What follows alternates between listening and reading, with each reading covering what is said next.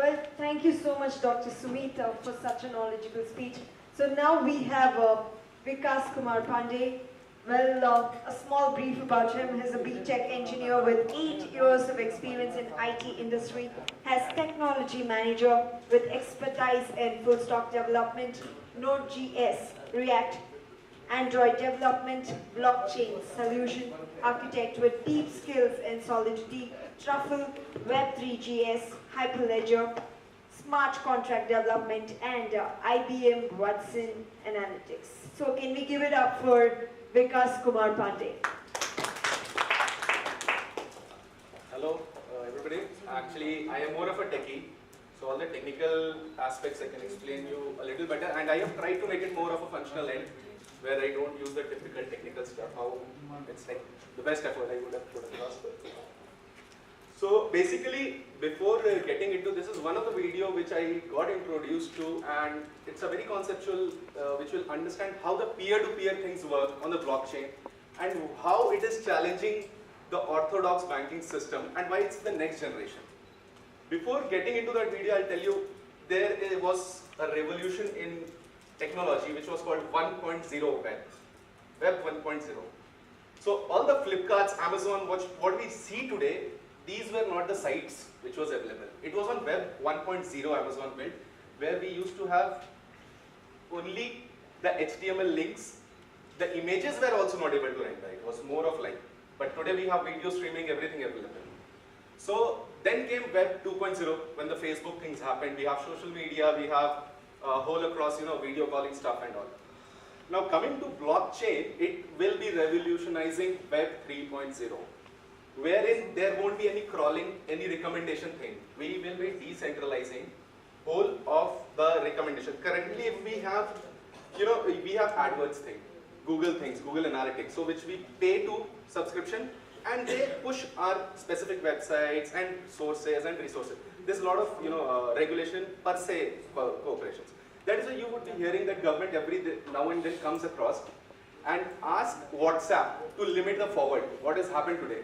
They have asked the, because of lynching and all stuff, they have asked to limit this. So basically what we are doing, there is a regulated body. So we are decentralizing this with Web 3.0 that will happen. So before getting all of the technical aspects of it, I would like to have an overview specifically for the investors to have a functional overview how the things work on the back end of the technology. So please. To understand blockchain, let's go back to 500 AD. Yeah. Located in what is now Micronesia. The Yapese people had stones like this everywhere. This is a Yapese coin. It was their money. It's about 200 kilos, so spending these like modern coins, that posed a bit of a problem. Well, the Yapese solved this by not ever physically moving the coins. The coins were placed in very visible locations on their tiny island. Every adult Yapese knew who the owner of each coin was by memory. When two people wanted to transact, they would announce the change in ownership to the other Yapese, who would all update their knowledge of whom the coin belonged to. Voila, the coin was exchanged. The Yapese were using what we would call a distributed ledger. It's a ledger in that each Yapese had a mental record of the ownership of all coins. And they would mentally update that ledger anytime there was a transaction. It's distributed in that the ledger wasn't just known by one person, it was known by all people. Now, the Yapese could have asked one person to keep track of the mental ledger of coins. That person would have to be really trustworthy in terms of both honesty and administration skills. The monopoly that person would have on transaction activity might lead them to charge a fee or make rules for who and when one can transact. And problems would arise if that person fell ill, decided to leave, or if their integrity was compromised in some way. That central person would be a bank. Distributed ledgers perform many bank-like functions without requiring trust in a central entity. In the Yapese example, a person can't tamper with the ledger and claim ownership of a stone that doesn't belong to him, lest all the Yapese come forward and contradict his claim based on their knowledge of the ledger, so fraudulent transactions aren't likely. Also, if one particular member of the tribe isn't available or moves away, thereby losing a copy of the ledger, transactions can still be validated by the other Yapese, so the system perhaps most interesting is what happens if a coin gets destroyed or lost. In one instance, a large stone fell overboard on the way back from the island where they quarried the stone. No problem, the other Yappies decided. We can imagine your coin sitting there in the ocean, we'll give you credit for it, and we will mentally use it for transactions like we do with the others. So even if for all practical purposes the coin doesn't even exist, they could still use it to transact. Distributed ledgers turn out to be one of two key concepts you need to understand blockchain. But before I explain blockchain further, let me first tell you a way to summarize the book War and Peace in just 20 letters. It turns out that every book has a unique, untraceable fingerprint. There are certain functions, by which I just mean mathematical equations that computers use, where if you put in a book or a string of characters, you get out the other end a unique 20 to 30 digit code. This code will be unique to any given input. So when you put in War and Peace, you'd get a 20-digit gibberish code. If you put in the exact same copy of War and Peace, but with one comma changed, you get a totally different 20-digit code. These codes would be so different, you'd be unable to connect either code to one another or the original versions of War and Peace. Functions that do this have some amazing uses. You can use them to validate information. Let's say you were about to sign a lease and you wanted to make sure that you're signing the same copy as the landlord. You could drop your version and the other into the function, and if there was even a comma difference, they'd yield different 20-digit codes. You can also use functions like this to obscure your identity. You could combine your personal info, your name, date of birth, hair color, into a string of text and put that text into the function to generate a unique 20-digit code. You could then use this code as your internet identity to conduct business online, confident no one could connect it back to you. But if later someone wanted to verify that it was you who owned the code, you can show that you know the only combination of inputs that can regenerate that code. Functions that do this are called cryptographic hash functions, and they are the second concept you need to understand blockchain. First though, let us go back to the idea of invisible coins. We know from the island example that a distributed ledger allows you to transact with coins, even if the underlying coins don't exist, just like the coin at the bottom of the ocean. We also saw how it is nearly impossible to steal coins. This was because each Yapese knows who owns a given coin and whether any transactions have changed that ownership. Now imagine that these ledgers, instead of being stored in people's heads, are stored in computers online around the world, managed by incentivized volunteers. It would still work just like with the island. Each computer would have a copy of the ledger showing coin ownership that's visible and known to everyone. Every time a person wanted to make a transaction, she would just announce to the computer network her intention to send coins to someone else. All those computers, upon hearing that announcement, would update their internal ledger by deducting a coin from her and adding a coin to the other person. We would only be missing two things to make this workable in the real world. First thing we're missing, we need a way to disguise the identities of people on the public ledger, since most of us aren't going to put our names and transaction history in public view. We can solve this with a hash function. Each person's identity details can be reduced to an unrecognizable 20-digit code, where only the owner knows the inputs required to generate the code, thus anonymizing participants. The second thing we'd be missing to make this workable is a way to quickly compare ledgers between computers, to make sure they're starting from the same version of the transaction record. We can also address this with a hash function. Each computer can turn its ledger, which is just computer text, into a 20-digit code and compare it with codes for ledgers on other computers. If the codes all agree, we know the ledgers are the same. If they're the same, it's likely they represent an accurate view of coin ownership. Implicitly, this makes it almost impossible to tamper with the ledger, because to do so, a person would have to tamper with 1,000 other ledger copies stored independently in computers around the world. We've just invented Bitcoin, the digital currency we've all heard so much about. Bitcoin is a shared distributed ledger to transfer invisible coins. Anyone can join this ledger by creating a 20-digit coded identity and obtaining coins from some other users in a transaction. Those concepts, the distributed ledger, coupled with much more. To illustrate illustrate that, we need to see how modern airplanes have become just like iPhones. A year ago, I was taking a flight that had to... So basically this is another use case. Am I audible? Yeah, so this is another use case. So we'll just skip it off. This is another project which we were thinking of over the use case state. So coming down to the slides.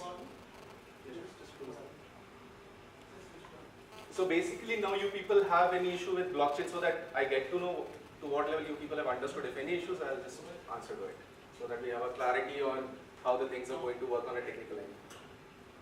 Any issues? So coming to this, why we have preferred as decentralized network. So as per in video, what we saw, we do not have regulatory body. I'll give you an example. Suppose there is SUMEET sir, me, then there is Naresh. We have a transactions going in between. So each and every individual is a node. So basically each and every individual is acting as a digital bookkeeper. So if I have transaction with him, he has a wallet hash ID, I have a wallet hash ID. Between this, our transaction will generate a 20-digit, which function it was showing fx. That function is basically a transaction hash will be generated, which is a cryptographic hash we generate. So this cryptographic hash gets generated, and everybody in the nodes, everybody in the hall will get to know that we have done this much amount and the transaction ID is this, and everybody will approve of it. It's more of, it's getting updated. So this money cannot be stolen, because if I transfer without knowing, because it's a digital currency, it has to go through the network. So if I transfer to, suppose Naresh, so it would be more of, I have a new hash will generate, which will consist of the past record of the transaction. So in this way, we are originating, origin of the transaction, origin of the money is also being tracked as we go across. So basically, if we dig into it, that is what mining comes in picture.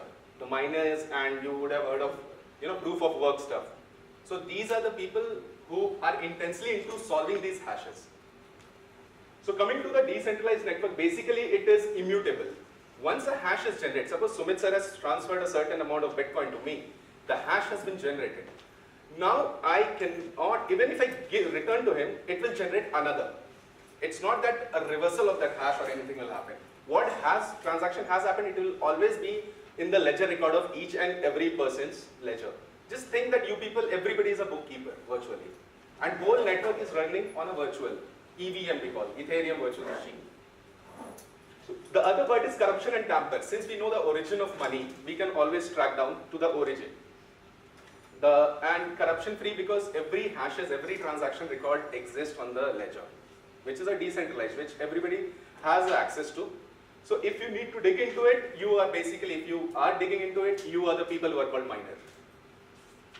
Then there is secure. Obviously it is ought to be secure because it holds a record backing it. Nobody can steal it off.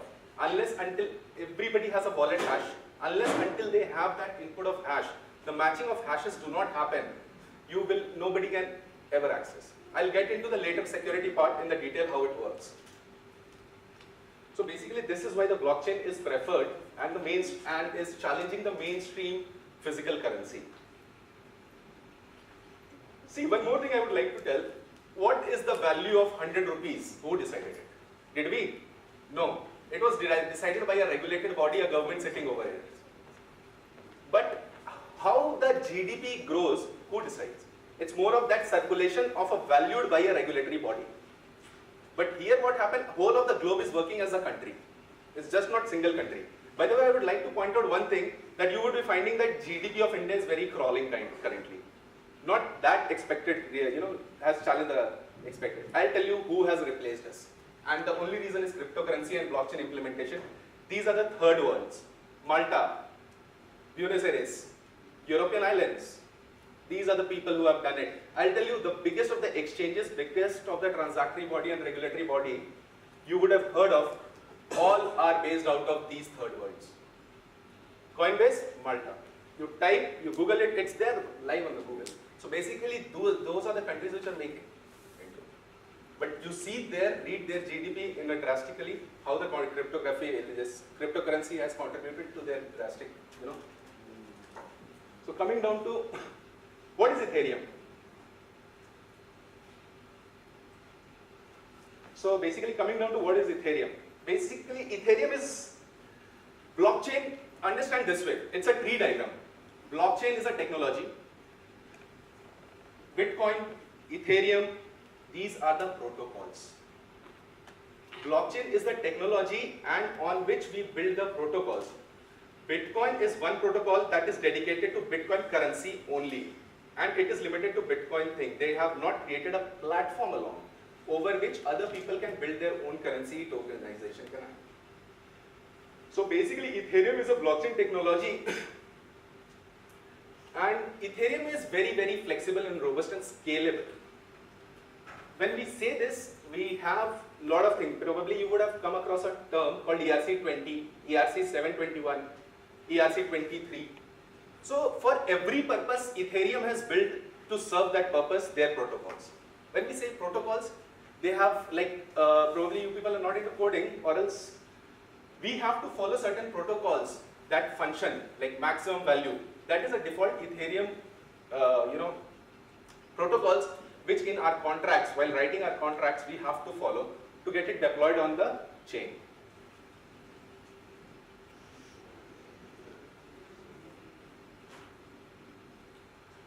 Basically, what is an ISO? More or less, Sumeet sir has discussed about it, and it's basically a financial end. Probably I won't be able to as much, conveniently and easily he can efficiently explain that. Now, the million-dollar question everybody asks is, what is smart contracts? What people talk about? Basically, it's called contract because it is a contract. If I have a contract with Sumeet sir, it's a physical contract like this, wherein we decide the parameters, terms and conditions of each other. But smart contract is basically we write a short programs, line of codes, wherein we define the parameters, we define the conditionings, we define the accessibility and everything. Now, we have different, like number of contracts run across for each and every events which occurs on the backend.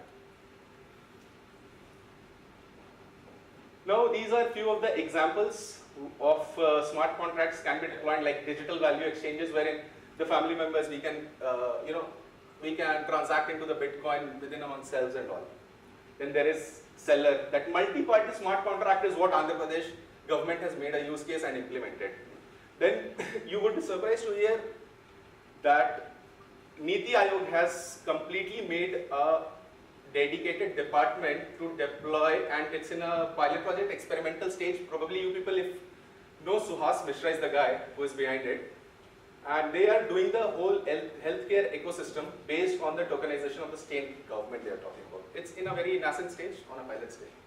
Here I want to emphasize about real estate contracts can be manipulated by the conventional method. No. But with blockchain we cannot do that. No, exactly, that's what I'm saying.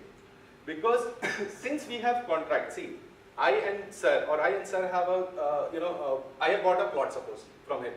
I have a physical copy of it. Now the problem is that another person, suppose who wants to capture the property or invade into this, will get a duplicate. Now we have to go for a jurisdiction, like, you have to go to jury for ages to find it out who is the actual owner to it. But here what happens, that transaction which I and sir have done, it's a real estate transaction, a hash is generated out of that transaction. Like transaction ID, you consider it as a transaction ID, it's in hashes.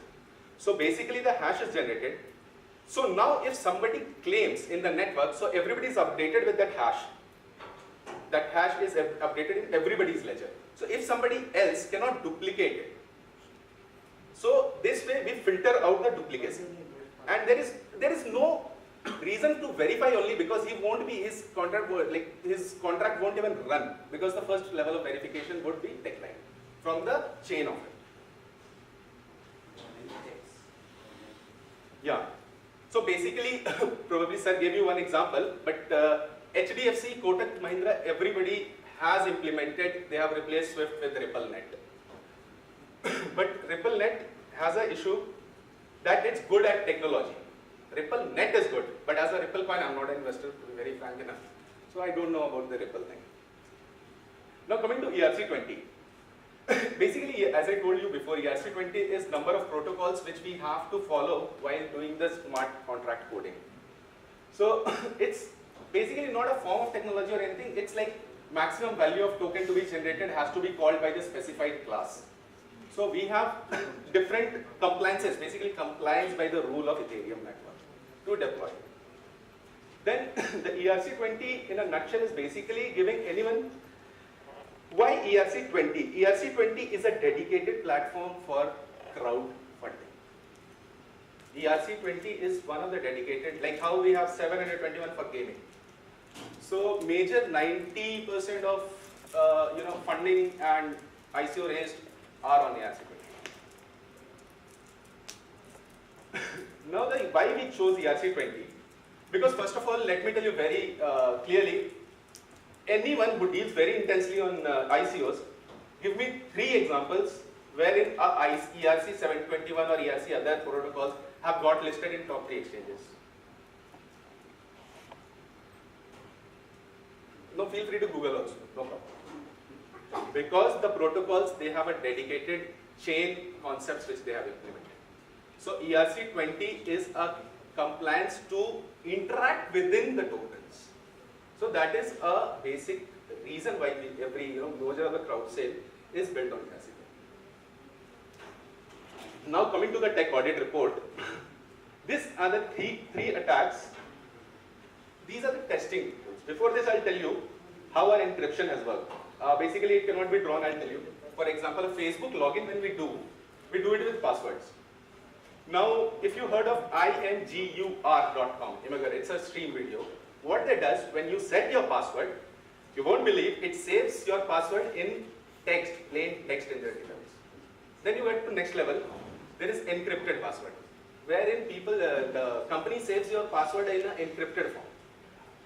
Coming to ICOs, major of it, 50% follow the hash thing. But since that hash has also been attacked, we are, I won't say first, but we are one of the first to come across with a hash graph included with salt as well as pepper. Now you'll say, what is salt and pepper? I'll tell you. Hash, suppose all the exchanges, everywhere you create a wallet, you have a hash ID of 20 digits. Now that hash is generated out of the password which you have set.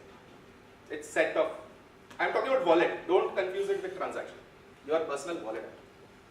Now when this hash gets generated, it includes some of your password jumbling across and this. This is a basic machine generated hash. Now why we apply salt?